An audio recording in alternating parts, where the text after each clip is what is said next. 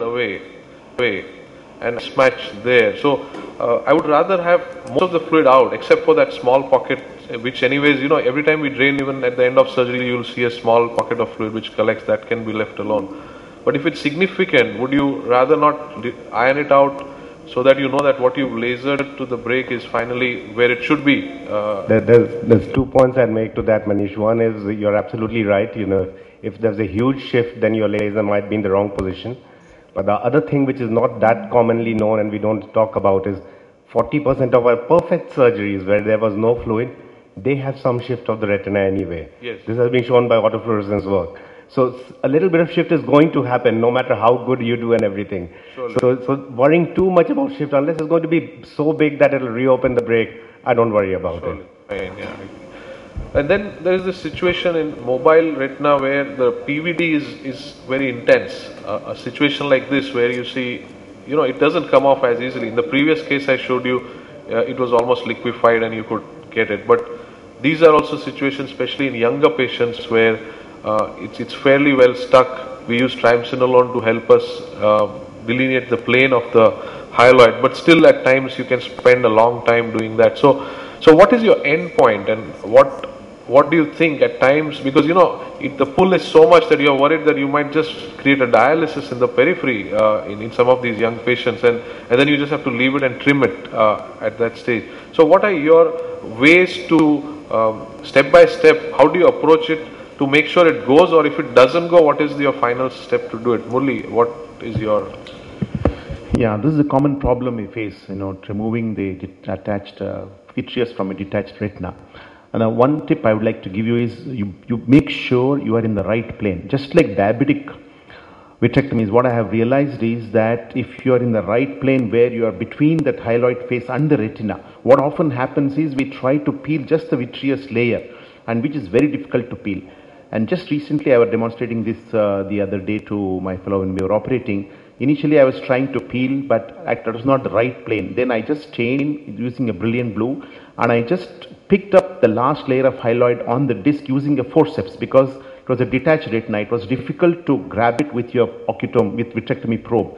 So I used forceps to grab that last layer of vitreous, and then I was able to lift it from the retina. And once I got that plane, then the vitreous almost magically, detached from the rest of the retina. And it's important to find that plane, induce the PVD and go between the hyaloid face and the retina. Most often, the vitreous peels off quite easily. Otherwise, the tools I use are, once you have induced some amount of PVD in the posterior pole, I inject a bubble of PFCl to stabilize the posterior retina. And I feel that helps a lot in peeling. And of course, my end point is if I cannot peel without causing a retinal break. I mean, if my peeling is likely to cause a retinal break, then I say yes, let us stop at this point. Do you do a few air fluid exchanges? Sometimes I've known that to help, I would just shift to air, okay, and then come back to fluid, and at times that kind of... I haven't really had much experience with that. Shobhit, you want? Yeah. In young patients where the vitreous is tightly adherent to a detached retina, I very much follow what Murli has advocated. I try to stain the vitreous, create a small detachment near the disc. After defining it, inject a little bit of perfluorocarbon liquid, take it from there and start doing the vitreous dissection. As the vitreous dissects more, we push in more PFCl, and that stabilizes the posterior pole and also makes the base excision much less traumatic in these patients. The end point should always be when you feel that you're about to, or you create a iatrogenic break somewhere, that should be caution you, and you should, it's not that bad an idea to treat a late PVR with silicone oil or gas in place after the gas is absorbed in some of these situations, because then the membranes are mature. A secondary surgery can at times yield better results than a more traumatic primary surgery. I think one very simple point I'd like to make, Manish, is often if I'm having difficulty with the PVD, in a gravity-driven system, I'll put the bottle up just for 10 seconds, because that just gives me a little bit of extra purchase. or an IOP control system, I'll put the IOP up Yeah, 60 quite and- high, just and for then 10-15 seconds, just to do that step and get that induction, Yeah. and then you go back, and that doesn't do any harm. Sure. You're also increasing the vacuum a little Yeah. bit. Okay, and Just, then just there's fractionally, this. just for Then there's the situation of a macula on RD for which you are doing a vitrectomy. There is fluid superior to the macula. Here, in this case, it's inferior. There are inferior breaks which you see, but the posterior pole is attached, and you're always worried in these cases that when you do air fluid exchanges and all, the fluid trickles to the fovea, and you don't want that to happen. So in these cases, I always start after doing the core vitrectomy and posterior PVD. I just put in some perfluorocarbon to make sure that I don't lose sight of that area sometimes inadvertently while doing the air fluid exchanges, and it keeps that retina intact. So would that be a policy that you would all use in such a situation? No, I mean, generally, I've not used PFCL for this particular reason. Like, you want the macula to remain attached and you're afraid that it's going to, your fluid exchange may push the retina back. As I told you earlier, if it's a really peripheral break, I would go in with an extendable cannula and go a little bit posterior so that the chances of the fluid getting trapped and getting, pushed towards the macula is minimized. No, but the fluid gets Generally, pushed when you you're have doing the air you fluid are able exchange. to drain the fluid without endangering the detaching the macula. So generally, Yeah. I'm able to get away No, with that. But the fluid usually collects when you're doing an air fluid exchange before your drainage starts. Also, when you're doing it at the disc, that's when the bulla comes in and sometimes just involves the macula before you know it. So that's the step where we want to avoid that first time the fluid creeping into the macula. So there I feel the PFCL probably Could be a helps useful that. tool to use, if you want to avoid that kind of a situation. I use the same extendable cannula, the snake, and in an inferior break, I don't find that's much of a problem because you're able to roll the eye down and do the drainage quite well. First, I drain at the break, then I go to the posterior pole, and I'm able to avoid this situation in an inferior break. But when there is a superior break with a similar situation, then I would definitely like to use a bubble of PFCL, a small bubble, about 1 ml at the posterior pole, just to stabilize that and do the drainage from the superior break and then remove the PFCL. The only tip I would like to give for this same thing is avoiding the much fluid collection in the back is before you do your fluid air exchange, I always do a fluid exchange. Right. So that the ballooning detachment, almost virtually, Yeah. all the fluid is drained. And before you do a fluid air exchange, if you do this, Yes, then you the can- chances of more fluid coming posterior to the break are much less. You can debulk the amount of the bulla to a As large much of fluid as extent. possible, SR, if you drain with the fluid exchange. Surely. And that really gives me a much shallower detachment posteriorly than what we So started off with. It is giving me an idea that everybody here is definitely against usage of perfluorocarbon for these simpler things. I Yes, somehow tend to I use am. it quite often because I feel I- it makes my surgery very atraumatic for a lot of things. So I use it more frequently, but of course it's not that it has to be used for those. But it's interesting to note that none of you is using it as often for these Yes. situations. I think Manish, if you do detach the macula for 2 hours, it doesn't make a difference to the final outcome. We know from previous surgery, yesterday the macula is detached, you operate today, you get 6/6. So if I've detached it for 20 minutes, what difference does it make? Rather than risk PFCL being left or going under the retina or doing something like that. But why would PFCL be left technically? I mean, GRTs and large retinectomies, yes, sometimes these bubbles are, they can remain and they actually don't cause any harm. But these controlled usage, usually you can remove it totally. So we go to the next part where there's a detachment with the inferior large subretinal band extending to the periphery, which is holding it. Has been operated in the past with a buckle and has come back to us. So here, as you see, that we found a place inferiorly which we felt had a good purchase, and I'm pulling it. But you can see that these are standard problem with subretinal bands where you can't maneuver it depending on the way it's extending totally. At times it's a small one and you can remove it. At times it's like a snake. You just comes off, breaks somewhere, and then the rest of it is inside. And then you can actually leave it because the traction is gone and you don't need to actually remove the rest of it here. In this particular situation, because we had good access, I just removed it. But the idea is to relieve traction enough so that the retina flattens. If the band is not coming in the way, we can actually leave it behind. So in such a situation, would there be anything else that you would use, Som?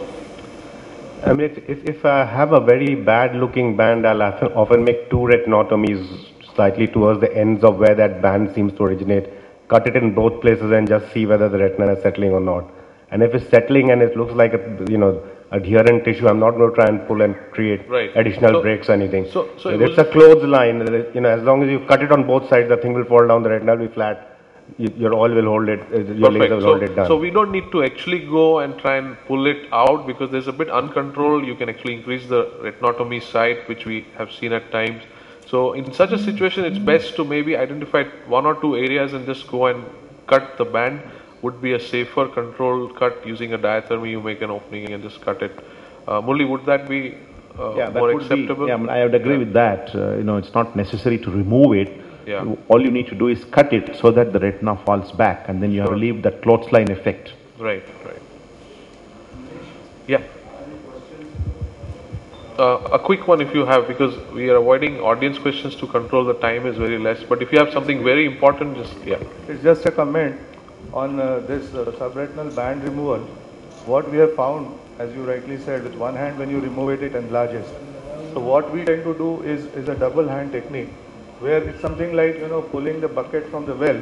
Yes. The way we used to do it, we use two instruments and slowly pull it so that it doesn't dilate and the traction is not uncontrolled. Sure. So you can have a chandelier put in and then use two forceps or something is also a possibility. You're right. Yeah. Thank you. Then we come to the technique of oil injection. I mean, nowadays with these systems, with the valve cannulas, some things have changed because in the past we used to just inject and the valves were already open for us to have the extrusion of the air from there. Presuming most people are shifting to air and then putting oil, or if it's fluid, then it's fluid. But in this case, say the air is inside and we are replacing it with oil. So what we do is these vents which are given by the company itself, which actually just make the valvular cannula patent. I don't know how far it is seen here because sorry? Yeah, those screens are better actually, but yeah, okay. I don't know. No, even then there's a resolution, there's some problem with the contact. There's some problem here with this. Anyway, problem. So what I do is fill it up and keep the vent and let the air pass. And at the end there is this small air bubble which you see, which has a tendency to get trapped. So for that I use a separate 26 gauge needle, if you see, just to take off that last bit of air and then fill up oil. So is this a maneuver that I'm sure all of you face this issue that you want a complete fill of oil and you have air inside trapped, and then the vent gets blocked also because you are topping it up. So either you can take the vent and put it again at the other place, or use a 26 gauge needle or something and remove. So any tips on that, Shobit? I think to ensure a complete oil fill, the most important thing is to keep the eyeball as straight as possible when oil is going in. Put down your air pressure initially to about 15 to 20. And then reduce it to 10 as the oil quantity inside increases. I use from the upper temporal in the left eye and the upper nasal port in the right eye. I like to use a flute needle to remove in pseudophakics I find it's no problem. If I'm doing a phakic, then I'm more careful. I replace my valve cannula with a regular cannula for vent of the air and egress. And the last point I remove, and I'm not over persistent in removing a small bubble which remains in the end, a very small bubble which really doesn't matter in a phakic eye if I'm doing a vitrectomy. Yeah. Murli? Any tips on that? Nothing different. I think you have to make sure that the vent, you can either shift the vent to the other side in the bubble, or use a 26 gauge needle. Either of them would work in the similar way. Sometimes the 26 gauge needle may be difficult because the air may not come out so easily. So vent also is a good technique, or sometimes you use a soft tip cannula, but if the valve cannula introducing a soft tip cannula is again a problem. So either a needle or a vent works well in this situation. so many tip or same? No, same thing. I almost always use a cannula. Okay. So now is the silicone oil removal. Now this is the standard technique that we use. As you see that you put in the cannula, this is 225 gauge. This is the internal situation of the eye when we are removing. You can see that slowly the globule. So in a controlled manner, we always do a 3-port maneuver because we want to test the integrity of the retina and treat any areas if need be. So we've always believed in a 3-port approach, so that it's a quick procedure, but still you need to see inside. So, and then you need to assess. Sometimes there's a redetachment or a fluid collection which starts off at one area. And then this is a phakic eye with no cataract yet, so we would go in separately remove these bubbles from the AC at this stage, so that the view is better, and you want to remove all the emulsified part away from that area. So here you see that there was a fluid collection which came up at the end of surgery, so we had to drain it, and then we would do more laser, and if superior, so just put gas or something. But if at all it was well attached, we would just leave it under air after screening the periphery. So this is the classic maneuver that we would use for a silicone oil removal. So anything different, because this is a very crucial part of the surgery, which many times we leave it as a small procedure, but it finally defines the long-term visual gains that you might have gotten with the first one. Sometimes just go off with the silicone oil removal, and the eye becomes thicycle at times. Murli, any comments? I mean, very much the same. I mean, we generally want to do a 3-port approach to make sure that there's no any pathology that we need to address. Most often it could be an ERM. But anything, my philosophy is, what I have found from my experience is that if there has been a PVR under oil, causing a recurrent detachment, even if it's in the periphery, that does not usually respond to gas. Right. So PVR under oil needs resurgery and oil again. Yeah. And I have burnt my fingers several times where I thought at the end of silicone oil removal there was one small area of proliferation which I was able to peel. I did laser, I did gas, but these patients, somehow the process is not able to, we are not able to stop the process, and the patient comes out with a recurrent RD. So my rule is, if I have a PVR under oil, I generally put back the oil. Only when I am sure that there is no PVR, no detachment, I am happy to leave it under air. Basically, the 3-port approach is to try and remove as much emulsified oil bubble as possible by doing some multiple exchanges, and try and remove some ERMs if they are there. And these are the two things. Do you feel at the end of silicone oil removal surgeries, you might have to suture the wound more often than what you would do even for the primary surgery? Because somehow the tone of the eye, because there's no vitreous, the oil has just gone out. We do end up needing to suture them much more often than the primary surgery. I think the scleroid is also, rigidity is probably lost to some extent. And unlike the 20 gauge incisions, we can't make out where we put the previous incision. Right. So we might be going in the same area, so that area may be weak. Yes. So it's not unusual for us to need to suture these wounds a little bit more frequently than the primary surgery.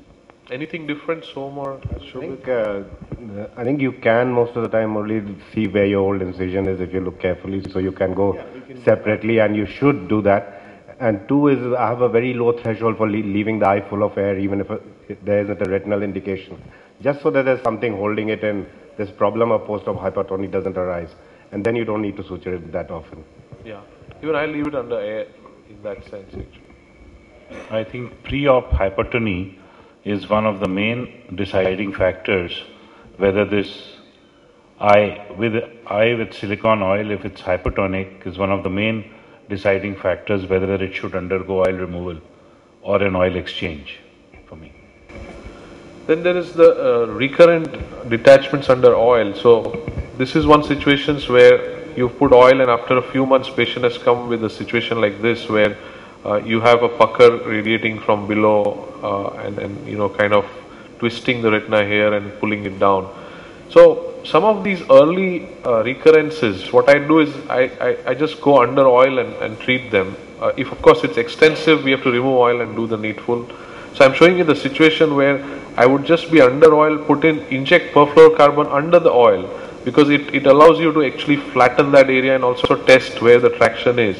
And then remove this membrane which has come out in toto, and then put in more PFCL to confirm that the traction has gone from there. I'm ironing out that fold which has come up because of the stiff traction which was there at that stage, and then remove that PFCL and put in more oil. So this is how I approach the early recurrences, which usually would be within the first 2 months of your primary surgery.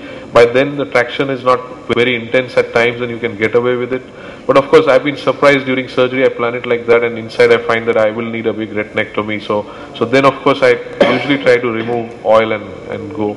But many times you can get away with keeping the oil there, just removing the traction, draining it, doing some more laser and topping it up with more oil. So Shobhit, what would you do in a situation? No, exactly the same procedure. I also use some perfluorocarbon liquid under the oil, do the peeling, remove the PFCL, do my laser before removing the PFCL, and then just fill in more oil. Like to keep a pressure of around on the table of about 10 to 11 and not more than that when I leave the Chennai. Yeah, Murli, anything? Actually, my approach is a little different. I have not been doing much sub-silicon surgeries like what you showed.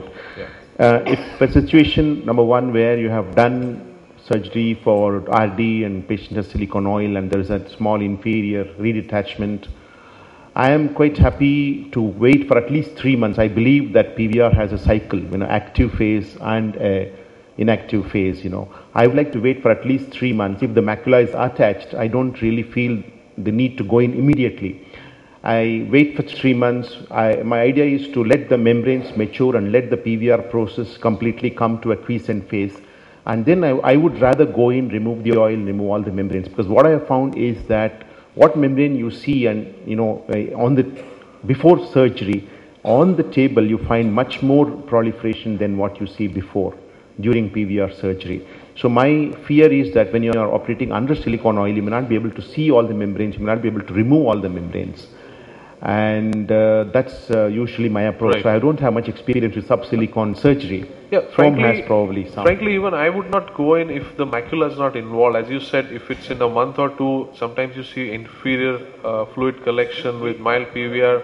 But as long as the macula is fine, the arcades are fine, and the patient is actually regaining back vision, we would keep him on a follow-up and change it. As you said, when you remove the oil, you can replace it depending on its aggressiveness. But these are actually cases. What I'm showing is only we also go in if the macula is pulled because of a pucker. Then of course you don't have a choice. You do need to go because the vision is also falling and the pucker is there. I think yes. the point to make, Manish, which you have already made, but just to emphasize, the macula is pulled and the pathology is very localized. Then Yes. you can do sub-silicone surgery. Exactly. If you have 3 star folds in 3 places, then don't Then try you it. can't, yeah. Or if you think you're going to need a retinectomy, then so don't this try is- it. this is But another for this kind situation. of case, it works very well. Yeah, so this is another situation where there is more aggressive inferior shortening. So here I have removed the oil because I anticipated that it's not a posterior pole pathology which I could get away. So you can see the stiff retina at the extreme periphery which has come up, and this is what would bring back the PVR. So here in such a situation I would plan a retinectomy. Here I have removed the oil, I have put in PFCL up to the edge of my planned retinectomy, done a good diathermy to all the big vessels, and in a controlled manner just remove that whole retina so that it doesn't lead to further traction. Because sometimes on table you can settle these, but once you have a traction existing, we know that inferiorly it will very fast come back. So in a controlled manner, just cut off that whole retina and then treat it like a giant tear in that situation, and do a good barrage inferior. In fact, in these cases, I would do a barrage of almost 6, 7, 8 rows inferiorly, almost up to beyond the inferior arcade, because you definitely don't want them coming back for resurgeries again and again. And this is another situation where it looked like a small posterior pole pulling, and I started my surgery thinking I'll do a sub-silicon surgery, but eventually when I removed the posterior pole traction and then went in and drained the inferior fluid, I felt that there was still a traction which was existing. Now this part was not draining and there is traction. So one alternative would be to go back, remove oil and cut off this, which is actually a better option. But you know, in the middle of the surgery, you're looking at sometimes taking a shortcut because you didn't plan it. So this is one procedure which was done under oil itself. So it is possible. It's just that you may lose some of the cutter's ability at points where the oil tends to go into the port, but you can see there is a bit of a struggle there, but you can get away with it at times if it's a small area of retinectomy which you need to do. So this is one situation where I'd planned to do just a sub-silicon approach, but eventually ended up making a retinectomy, but also under oil and then topping it up. So of course, some of these situations would vary depending on what you see inside. So do you ever consider doing retinectomy under oil, or is it a no-no for sure?